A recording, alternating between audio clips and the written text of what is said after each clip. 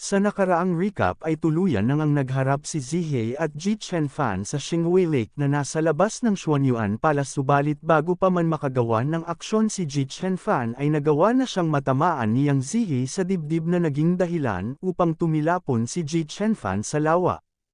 Pagkatapos nun, kasabay sa paglabas ni Ji Chenfan sa lawa ay agad na rin si Ji Chenfan nagpalabas ng malakas na golden spiritual power sa buong katawan nito. Nang makita naman ito ni Xiao Shi ay agad rin naman niyang nalaman na ito ay ang move na ginamit ni Ji Chenfan sa ruins ng Emperor noon, na kahit si Chen Ye ay gusto rin niyang makita na kung anong antas na ang naabot ni Ji Chenfan sa Spirit Sea Realm.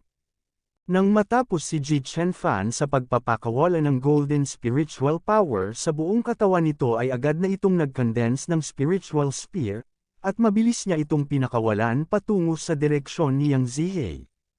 Nang mapansin naman ni Zihei ang paparating na atake ni Ji Chenfan kaya agad na rin itong lumikha ng barrier upang pangharang sa ginawang atake ni Ji Chenfan, subalit nagawa pa rin itong masira ng atake ni Ji Chenfan na naging dahilan upang tumilapon si Yang Zihei sa lakas ng pinakawalang atake ni Ji Chenfan, kaya hindi makapaniwala si Zihei na kung papaanong nagkaroon ng ganitong fighting force si Ji Chenfan dahil halatang nasa Spirit Sea Realm lamang ito.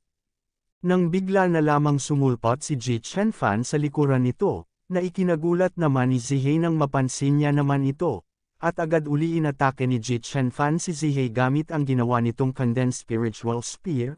Nang mapansin naman ito ni Zihei kaya agad na rin niyang nilagyan ang kanya nitong palad ng spiritual power para sanggain ang paparating na atake ni Ji Chenfan, na naging dahilan upang magsalpukan ang mga spiritual power ng dalawa.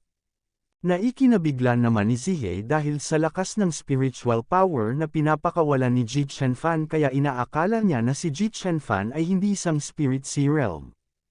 Nang marinig ito kaya sinabi ni Ji Chenfan kay Zihei na para sa kanya ang Spirit Sea Realm ay sapat na. Habang sinasabi ito ni Ji Chenfan ay lumikha uli ito ng isa pang spiritual spear sa kabilang palad nito at nang matapos ay agad na rin niya itong inatake kay Zihei na naging dahilan upang lumikha ito ng malakas na pagsabog, na ikinamangha naman ni Xiao Shi nang masaksihan niya ang pinapamalas na lakas ni Ji Chenfan, dahil kaya niyang maging kapantay ng masamang babae na nasa realm ng Heaven and Human. Nang marinig naman ito ni Chen Ye kaya agad na rin niyang sinabi na ang kalagayan ni Ji Chenfan ay hindi magtatagal, dahil ang gap ng realm sa pagitan nila ay napakalaki, at kahit sa pamamagitan ng mga diskarte na ginagamit ni Ji Chenfan ay hindi pa rin ito sapat para magawang matakpan ang agwat nilang dalawa, na ipinagtaka naman ni Xiao Shi nang marinig niya ang sinabi ng kanyang master. Mga kabenhwa, ngayon ay nakakasigurado na ako na ang Heaven and Human Realm ay kapareho ng Celestial Realm. Samantala sa laban ni Ji Chenfan at Yang Zihei ay tumilapon na si Ji Chenfan mula sa loob ng makapal na spiritual energy na nilikha ng dalawa dahil sa patuloy na mga atake ng mga ito, at agad ring itinusok ni Ji Chenfan ang hawak nitong spiritual spear sa lupa upang mapigilan ang patuloy na pagtalsik nito, na ikinainis rin ni Ji Chenfan dahil ang kanyang burning spirit technique ay maaari na lamang tumagal ng isa pang minuto.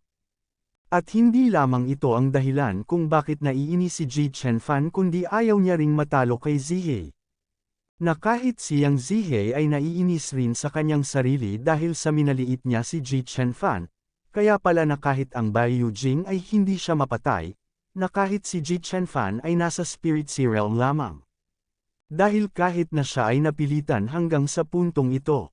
Kaya napagtanto niya na mukhang tama lamang ang desisyon niya na alisin si Ji Chenfan. Dahil ang patayin si Ji Chenfan, at pagkatapos ay burahin ang lahat ng bakas sa kanya, kabilang ang kanyang ama, reyna, ina at mga concubine, ang lahat ng chilok ng buong Emperor World ay mapupunta sa kanyang mga kamay, at pagdating ng panahon na iyon na kahit maging ang master ni Ji Chenfan ay hindi na siya matatakot. Nang marinig ni Ji Chenfan ang lahat ng sinabi ni Zihei kaya malakas niyang sinigawan si Zihei na hindi niya ito hahayaang magtagumpay. Dagdag pa ni Zihei kay Ji Chenfan na kung ang kanyang master ay hindi nakialam, kahit gaano man si Ji Chenfan katalento, gaano man siya kalakas na dagdagan ng kanyang spiritual power ay imposibleng talunin siya kung hawak niya ang kanya nitong 9 days map sa oras na ito. Nang matapos si Zihei sa mga sinasabi nito ay agad na itong nag-condense ng Chilok galing sa artifact nito na 9 days map at agad niya itong inatake patungo sa kinaroroonan ni Ji Chenfan, na ikinagulat naman ni Ji Chenfan nang makita niya ito. Habang paparating ang atake ni Zihei ay bigla namang naalala ni Ji Chenfan ang mga sinabi ng kanyang master. Nang maalala ni Ji Chenfan ang itinuro sa kanya ng kanyang master, kaya agad na rin niyang inilabas ang kanya rin itong Emperor Seal dahil mayroon si Zihei ng 9 days map at mayroon din siyang Emperor Seal. Kaya wala nang sinayang na segundo si Ji Chenfan at agad na niyang ginamit ang hawak nitong Emperor Seal pangsangga sa atake ni Zihei. Na ikinagulat naman ni Zihei nang makita niya ang Emperor Seal, subalit dahil sa lakas ng atake ni Zihei kaya lubha nang nahihirapan si Ji Chenfan sa pagpigil sa pinakawalang atake ni Zihei. Nang makita naman ni Zihei na lubhang nahihirapan si Ji Chenfan sa pagsangga sa pinakawalan niyang atake kaya hindi na ito nababahala dahil kahit na may Emperor Seal si Ji Chenfan ay nasa Spirit Sea Realm pa lamang rin ito. At ang kanyang realm ay mas mataas kaysa kay Ji Chenfan, at ang kanya rin itong 9 days map ay nakaipon na rin ng malaking halaga ng Chilok sa paglipas ng mga taon. Kaya papaano siya matatalo kay Ji Chenfan? Nang marinig ito kaya inulit ni Ji Chenfan ang sinabi ni Zihei na kung paano niya siya matatalo. At sinagot niya ito dahil ang lahat ng Chilok na ito ay sa kanya. Dahil siya ang emperador. Matapos itong sabihin ni Ji Chenfan ay agad na niyang ginamit ang Emperor Seal upang gawin na maging kanya ang inatake ni Zihei na Chilok na nanggaling sa 9 days map nito. Nalubos naman ikinabigla at ikinagulat ni Zihei nang masaksihan niya ang nangyayari sa kanya nitong Chilok ng 9 days map. Ilang saglit pa ay tuluyan nang nahigop ng Emperor Seal ang Chilok ng 9 days map at dahil sa labis-labis na abunda na nahigop ng Emperor Seal kaya nagpakawala ang Emperor Seal ng malakas na spiritual fluctuations na naging dahilan upang tumalsik ang dalawa papalayo sa Emperor Seal at maging dahilan rin upang lubhang mapinsala si Zihei sa nangyari. At agad na ring itinutok ni Ji Chenfan ang tulis ng kanya nitong nilikha na spiritual spear kay Zihei na ikinagulat naman ni Zihei.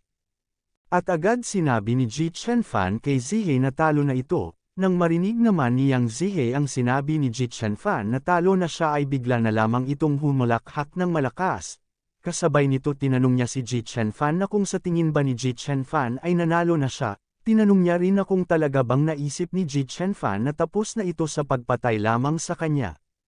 Dahil si Ji Chenfan ay isa lamang chess piece, isang laruan sa kamay ng Daoist na iyon, kaya natalo siya, ngunit hindi siya natalo sa kanya. Dahil ang pagtanggap sa emperador bilang isang disipulo, gamit ang kanyang pagkakakilanlan upang sakupin ang lahat ng lock para sa kanya ay talagang isang magandang paraan.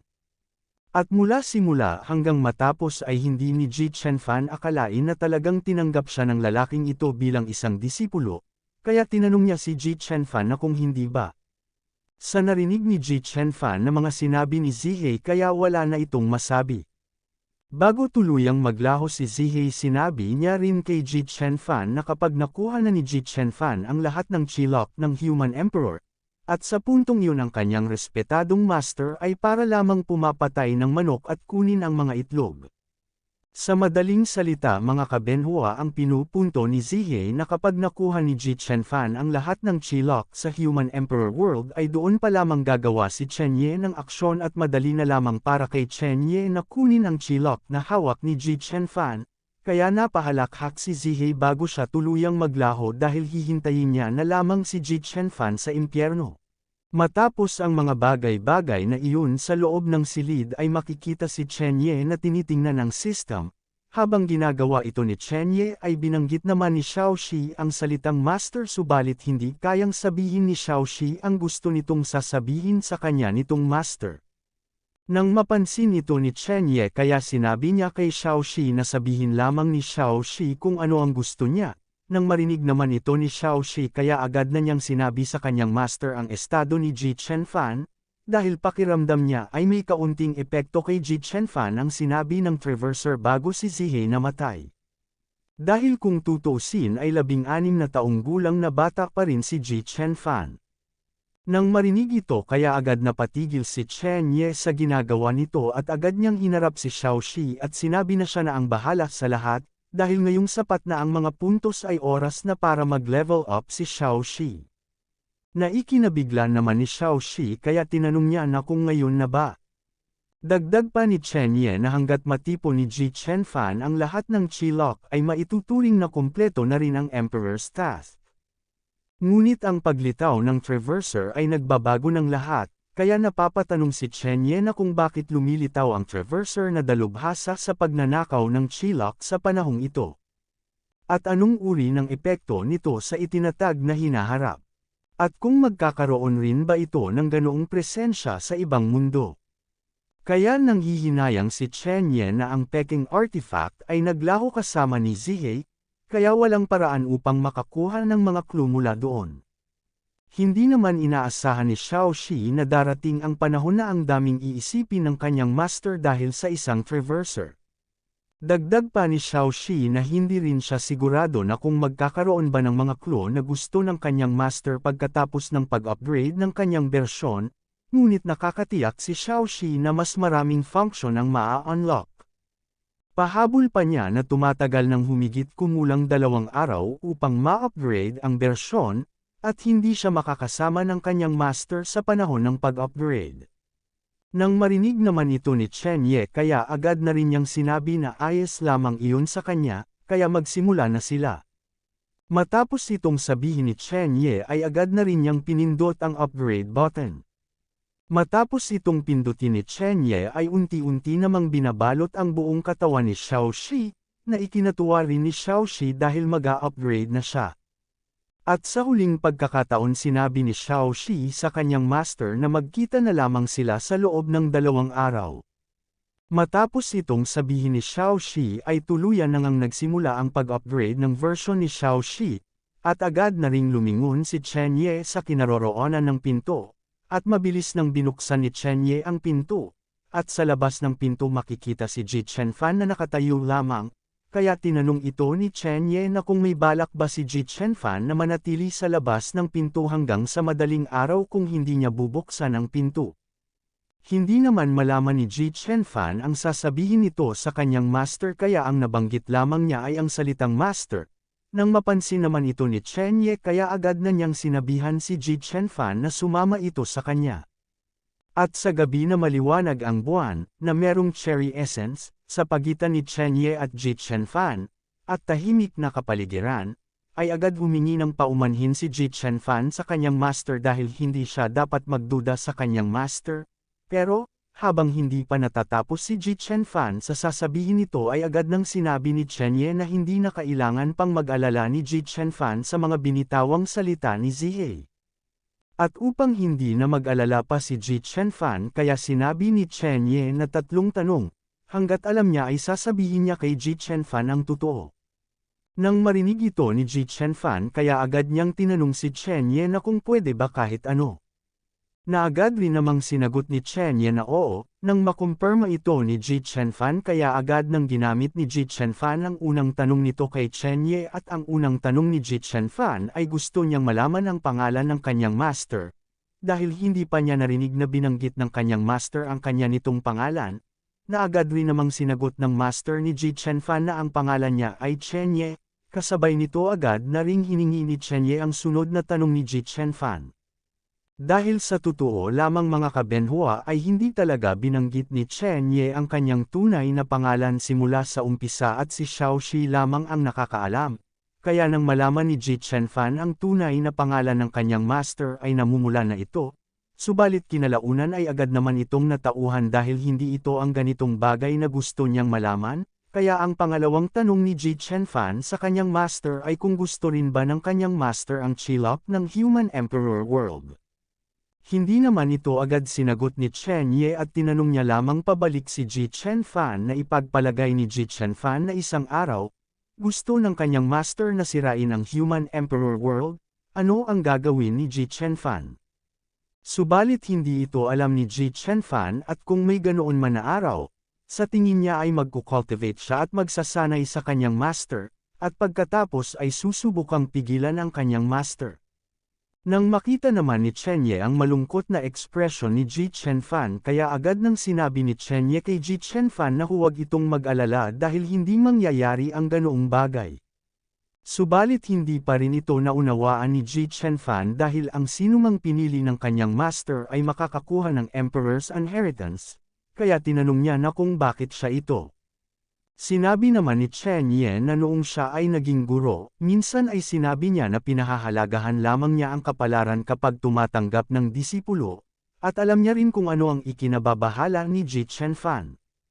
Dagdag pa niya na kahit na masama ang pakikitungo ng Emperador Xuanyuan at ng mga Bai Yujing kay Ji Chenfan, siya pa rin ang emperador ng Human Emperor World, at ito ang kanyang tahanan.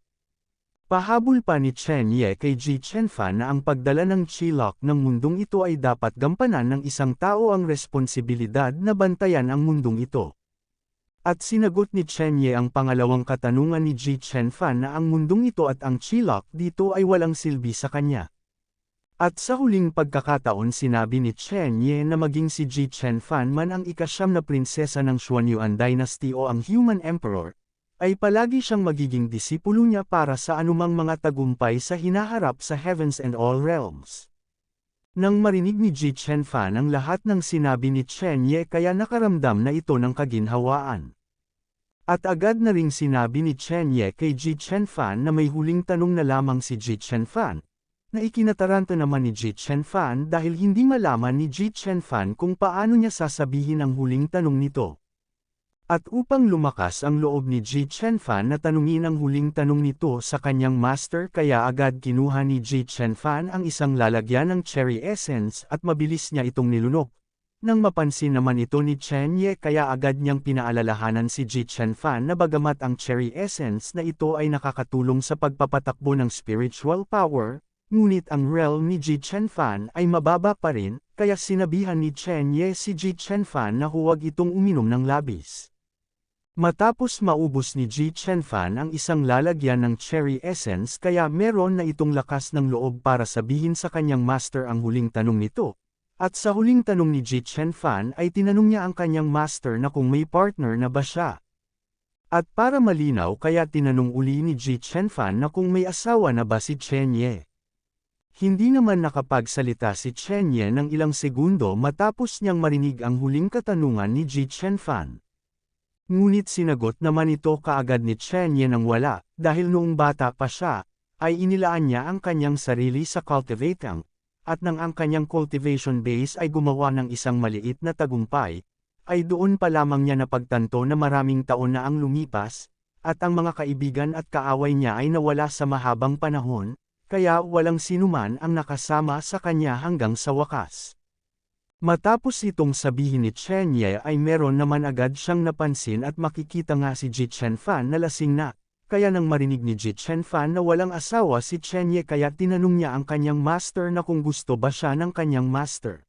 Sinabi niya rin na hindi alintana sa kanya kung gusto siya ng kanyang master o hindi, dahil gusto niya ang kanyang master. Nang mapansin naman ni Chen Ye ang kinikilos ni Ji Chenfan kaya nalaman niya na hindi nakayanan ni Ji Chenfan ang kapangyarihan ng spiritual liquid, napapatanong rin siya na kung nalilito ba si Ji Chenfan. Kaya nilagyan uli ni Chen Ye ang daliri nito ng kaunting enerhiya upang ibalik sa katinoan si Ji Chenfan, na agad rin namang pinigilan ni Ji Chenfan dahil ayaw niya, at agad dumuksul si Ji Chenfan sa harap ni Chen Ye dahilan upang matamba ang dalawa. Habang nakapatong sinabi uli ni Ji Chenfan na ayaw niyang bumalik sa kanyang katinuan dahil gusto niya ang kanyang master. Hindi naman inaasahan ni Chen Ye na pagkatapos makapasok sa Spirit Sea Realm, ay tumaas muli ang brute force ng babaeng ito, at agad sinabi ni Ji Chenfan sa kanyang master, na siya si Ji Chenfan. Habang hindi pa natatapos si Ji Chenfan sa sasabihin nito ay bumigay na ang katawan ni Ji Chenfan. At habang nakahiga sa dibdib ni Chen Ye ay sinabi ni Ji Chenfan na siya ay siguradong magsisikap, dahil sa ganitong paraan, ang kanyang master ay hindi muling mag-iisa na naman. Napangiti naman si Chen Ye matapos niyang marinig ang sinabi ng nakakatuwang babae na ito. Makalipas ang buong gabi, pagsikat ng madaling araw ay nagising na si Ji Chenfan at medyo masakit ang ulo nito, dahil masyadong malakas ang kapangyarihan ng spiritual liquid na ininom nito. Nang bigla na lamang naglakihan ang mga mata ni Ji Chen-fan sa sobrang bigla, nang maalala niya ang nangyari ng gabi na maliwanag ang buwan kaya napapasabi si Ji Chen-fan na tapos na siya dahil kahapon ay tila walang kamalay-malay na ginawa niya ang isang bagay sa kanyang master. At dahil rito kaya pulang-pula na ang mukha ni Ji Chen-fan sa labis na kahihiyan dahil sa ginawa niya sa kanyang master, samantala sa labas ay pinapakain naman ni Chen Ye si Xiaoqing. Habang sa loob ng silid ay umiiyak naman si Ji Chen-fan sa labis na kahihiyan kaya iniisip niya na kung ano ang maaari niyang gawin upang harapin ang kanyang master. Nang mapansin naman ni Chen Ye na nagising na si Ji Chen-fan kaya agad na niyang sinabihan si Ji Chen-fan na lumapit na ito sa kanya. Habang lumalapit naman si Ji Chen-fan kay Chen Ye ay meron namang gustong sabihin si Ji Chen-fan sa kanyang master subalit hindi ito magawang masabi ni Ji Chen-fan. Nang mapansin ito ni Chen Ye kaya agad niyang tinanong si Ji Chen-fan na kung may gusto ba siyang sabihin. Nang marinig ito kaya agad lumuhod si Ji Chen-fan kasabay nito sinabi niya sa kanyang master na parang ang dami niyang ginawa sa kanyang master kagabi, kaya handa siyang maparusahan, kaya nakiusap na rin si Ji Chen-fan sa kanyang master na huwag na itong magalit. Nang marinig naman ni Chen Ye ang sinabi ni Ji Chen-fan kaya sinubukan niyang alalahanin ang nangyari kagabi. Nang maalala ito kaya napagtanto ni Chen Ye na dapat talagang parusahan si Ji Chen-fan, kaya inilagay na ni Chen Ye ang kamay nito sa ulo ni Ji Chen-fan. Nang mapansin naman ni Ji Chen-fan ang spiritual pressure na nagmumula kay Chen Ye kaya iniisip niya na ang kanyang master ay talagang galit. Ilang saglit pa ay agad nang pinitik ni Chen Ye ang ulo ni Ji Chen-fan, na naging dahilan upang tumubo ang isang malaking volcano sa ulo ni Ji Chen-fan na sa sobrang kapal ng usok nito ay para na itong sasabog. At agad na ring sinabihan ni Chen Ye si Ji Chen-fan na kung hindi sapat ang realm ni Ji Chen-fan ay huwag itong uminom ng napakaraming cherry essence dahil hindi ito makikinabang sa kanyang pagsasanay, kaya tinanong ni Chen Ye na kung naiintindihan na ba ito ni Ji Chen-fan, na agad rin namang sinagot ni Ji Chen-fan na naiintindihan niya ito. Ngunit sa isip-isipan ni Ji Chen-fan ay nagpapasalamat siya dahil hindi isinapuso ng kanyang master ang nangyari. At agad na ring sinabihan ni Chen Ye si Ji Chen-fan na maghanda na ito, dahil pupunta si Ji Chen-fan sa Daluozang saglit, na ikinabigla naman ni Ji Chen-fan nang marinig niya ang salitang Daluozang na sinabi ng kanyang master. Dagdag pa ni Chen Ye sa loob ng 3 araw ay kailangan makuha ni Ji Chen-fan ang lahat ng Chilok mula sa Human Emperor World, at isa na rito ang Fulin Mountain ng Daluozong. Makalipas ang ilang sandali ng paglalakbay ay nakarating na ang dalawa sa Daluozong Fulin Mountain. Nang makarating ang dalawa ay agad na rin silang bumaba sa likuran ni Xiaoqing upang maglakad papasok. Habang naglalakad ay hindi naman inaasahan ni Chen Ye na ang Fulin Mountain ay mas sagana ang aura kaysa sa inaakala niya. Habang si Ji Chen-fan ay kinakabahan dahil ito ang unang pagkakataon na pumunta siya sa Daluozong, nang bigla na lamang pinatigil si Chen Ye at Ji Chen-fan sa kanilang paglalakad ng mga miyembro ng Daluozong dahil gustong malaman ng mga miyembro ng Daluozong kung sino sila, at dahil rin sa ang lakas ng loob nilang pumunta sa kanilang Daluozong. Nang marinig naman ni Ji Chen-fan ang mga pinagsisigaw ng mga miyembro ng Daluozong kaya agad tinanong ni Ji Chen-fan ang kanyang master na kung hayaan ba nila ang mga miyembro ng Daluozong upang magulat, dahil tila walang galang na pumasok sa sekta ng isang tao, na agad rin namang pinigilan ni Chen Ye dahil ito ay napaka-troublesome. Subalit gusto pa rin ni Ji Chen-fan na iulat ang kanilang pagdating sa Daluozong dahil hindi nagtagal ang kanilang Panginoon. Habang hindi pa natatapos si Ji Chen-fan sa kanyang sasabihin ay agad na siyang binigyan ni Chen Ye ng kanyang spiritual power na ipinagtaka naman ni Ji Chen-fan nang mapansin niya ito. Ilang saglit pa ay bigla na lamang lumiwanag ang mga mata ni Ji Chen-fan at nagpapalabas na rin ito ng malakas na spiritual fluctuation sa buo nitong katawan, na ikinagulat naman ng mga miyembro ng Daluozong dahil sa sobrang lakas ng spiritual fluctuations na pinapakawalan ni Ji Chen-fan kaya napapatanong ang mga ito na kung ano ang nangyayari. Napapatanong rin sila na kung ito ba ay magic, ngunit agad rin naman nilang napagtanto na hindi ito magic dahil sa malakas na aura na ito. Ilang saglit pa ay tuluyan nang lumabas sa katawan ni Ji Chen-fan ang god form nito.